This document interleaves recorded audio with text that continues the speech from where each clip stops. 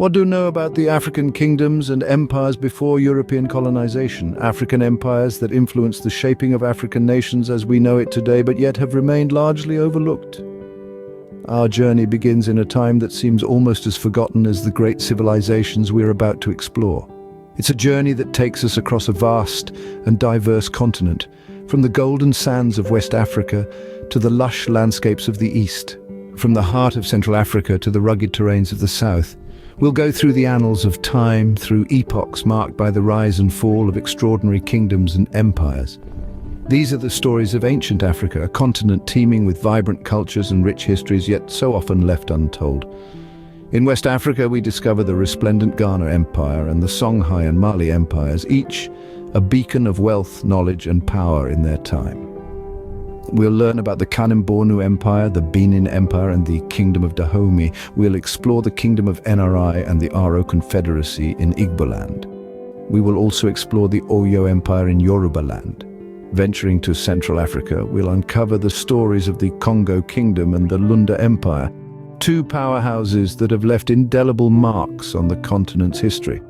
In East Africa, we'll journey through the annals of the Kitara Kingdom, the Buganda Kingdom, and the Wanga Kingdom, each with its unique tale of power, influence, and legacy.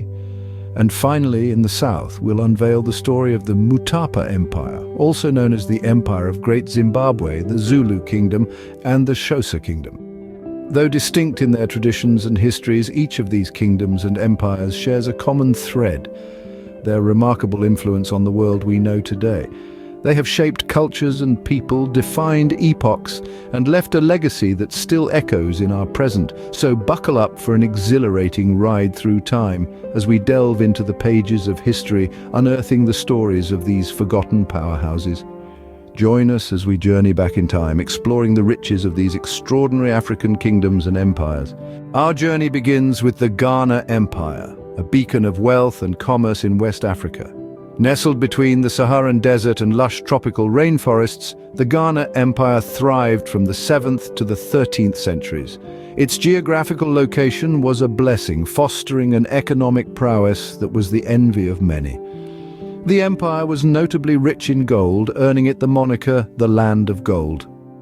This abundance of gold attracted merchants from far and wide, establishing the Ghana Empire as a vital hub on the trans-Saharan trade routes.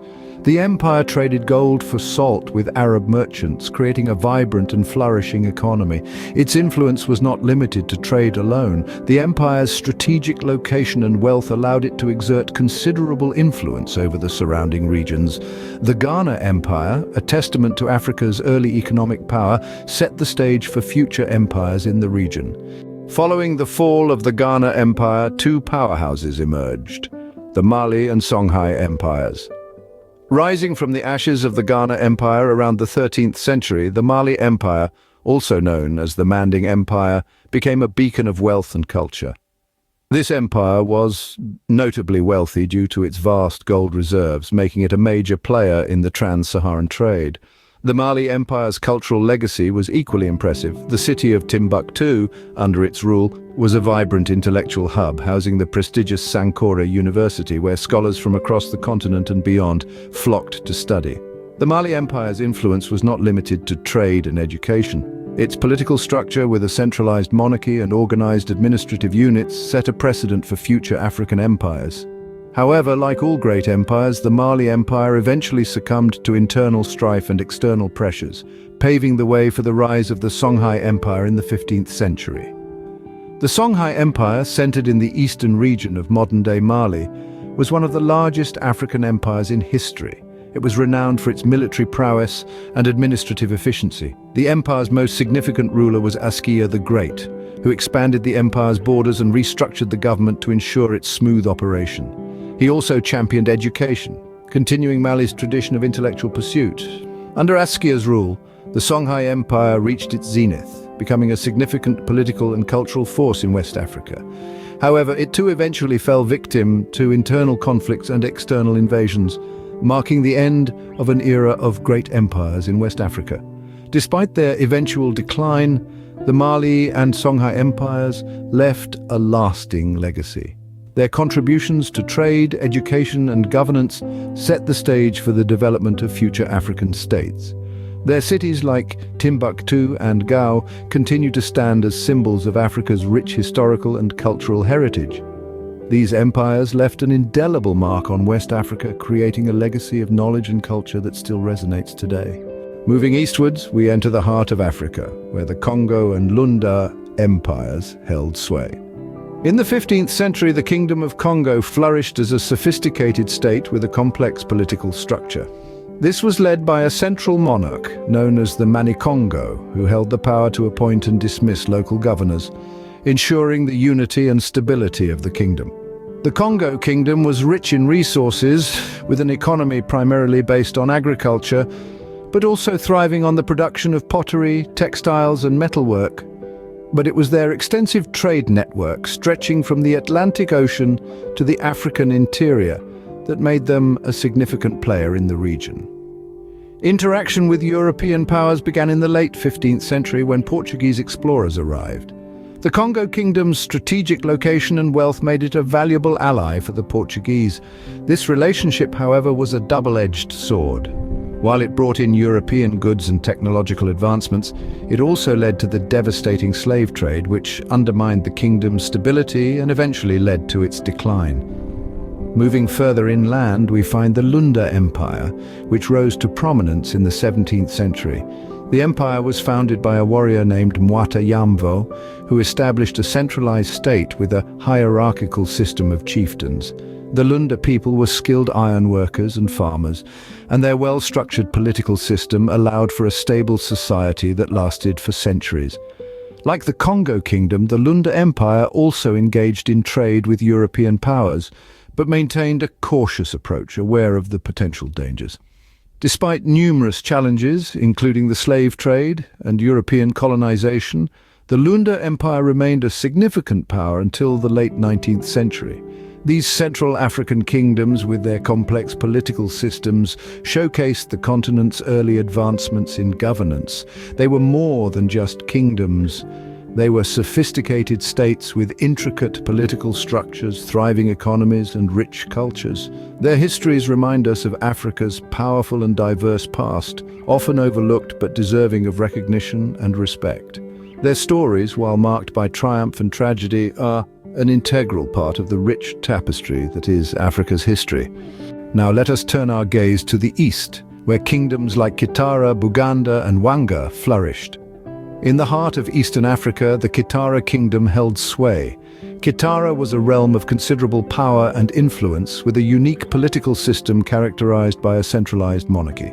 The Omukama, or king, wielded significant power, and beneath him was an intricate hierarchy of chiefs and sub-chiefs, each with their own realms of influence. The Buganda Kingdom, on the other hand, had a more complex political structure. The Kabaka, or king, was the supreme ruler, but power was also shared with a council of chiefs known as the Lukiiko. This democratic element in the governance of Buganda was a peculiar contrast to the more autocratic systems of the time. Moving further east, we find the Wanga Kingdom. The Wanga were renowned for their elaborate cultural practices, including the initiation rites of their warriors, which were marked by grand ceremonies and rituals that have been preserved to this day. Interwoven with the histories of these kingdoms is the tale of their interactions with Arab traders. The Eastern African coast was a bustling hub of trade, attracting merchants from as far afield as the Arabian Peninsula. The kingdoms of Kitara, Buganda, and Wanga were not just passive receivers of foreign goods and ideas, but active participants in this vibrant exchange. They traded goods like ivory, gold, and slaves for fabrics, spices, and other exotic commodities.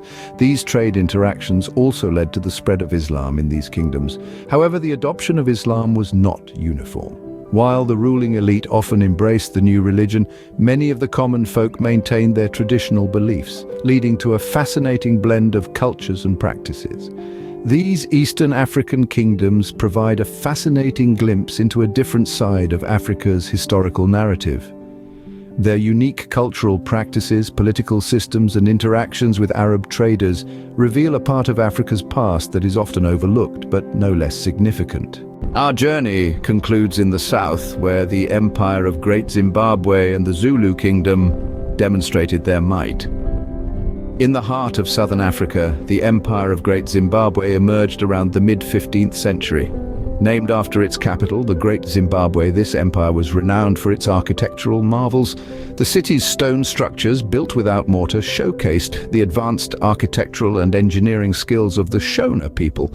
The most notable of these is the Great Enclosure, believed to have been a royal court. With walls reaching up to 36 feet in height and stretching over 800 feet in length, the scale of this structure is a testament to the empire's grandeur and complexity. The Great Zimbabwe's architectural prowess wasn't its only claim to fame. As a significant trading center, it interacted with countries as far away as China. Ivory, gold, and copper from the interior were exchanged for luxury goods from the coast, demonstrating the empire's extensive reach and influence. From the ruins of the Great Zimbabwe, we move to the rolling hills of KwaZulu-Natal, where the Zulu Kingdom reigned supreme. Formed in the early 19th century by the legendary King Shaka Zulu, the kingdom was known for its military prowess. Shaka revolutionized warfare in southern Africa with his bullhorn formation and short stabbing spear, the Ikalwa. His strategies and tactics turned the Zulu into a formidable military force that even gave the British Empire a run for its money. The Zulu Kingdom's influence extended beyond warfare. It left an indelible mark on the region's culture, with its traditional dance, music, and beadwork still celebrated today. The Zulu language, isiZulu, remains one of the most widely spoken languages in South Africa, further testament to the kingdom's enduring legacy. The empires of the South serve as enduring reminders of Africa's relentless spirit and resilience. Their influence, seen in the region's architecture, language, and culture, continues to echo across the ages, reminding us of a time when these empires stood tall, proud, and mighty. Our journey through time may have ended, but the legacy of these African kingdoms and empires lives on. From the golden realms of West Africa to the robust kingdoms of the South, Africa's great kingdoms and empires have left an indelible mark on the sands of time. The Ghana Empire, known as the Land of Gold, set a gold standard in commerce and trade, while the Mali and Songhai empires illuminated the Dark Ages with their centers of learning and culture. The Kanem-Bornu Empire, the Benin Empire, and the Kingdom of Dahomey, along with the NRI Kingdom, Aro Confederacy, and Oyo Empire, each brought forth unique contributions, from political systems to arts and crafts that still influence contemporary African societies. In Central Africa, the Congo Kingdom and the Lunda Empire showcased the power of unity and organization, with their intricate political structures and vibrant economies. They were a beacon of centralized governance and economic prowess that resonated throughout the continent. East Africa, too, was not left behind.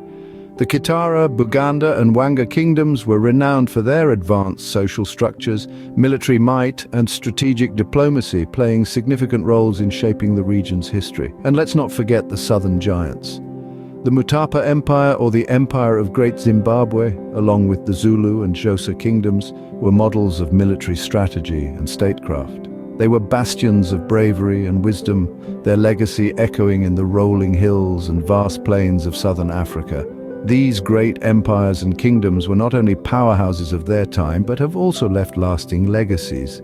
Their ingenious systems of governance, advanced economic structures, vibrant cultures, and enduring traditions continue to shape Africa and the world at large. The story of Africa is not complete without them. They are more than just footnotes in history. They are chapters of innovation, resilience, and human spirit that deserve to be celebrated and remembered. These kingdoms and empires, with their rich histories and lasting influences, deserve a prominent place in our understanding of the world. They are a testament to Africa's indomitable spirit and enduring resilience.